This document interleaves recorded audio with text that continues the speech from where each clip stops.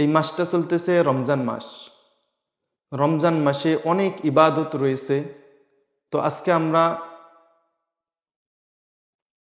কি দিয়ে ইফতারি করব এই সম্পর্কে জানবো ইনশাআল্লাহ।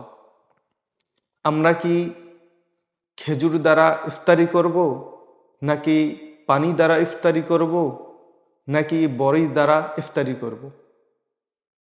তো এই সম্পর্কে তিরমিজি শরীফের 695 নম্বর হাদিস শরীফের মধ্যে আল্লাহ রসুল সাল্লাল্লাহু আলাইহি সাল্লাম বলতেছেন, আমরা কি দিয়ে ইফতারি করব।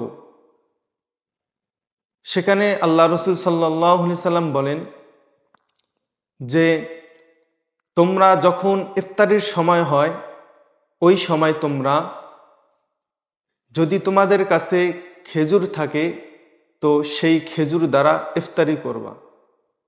যদি খেজুর না থাকে তাহলে আল্লাহ রসুল বলেন তোমরা শুধু পানি দিয়ে ইফতারি করবা, কারণ এতে বরকত নিহিত রয়েছে।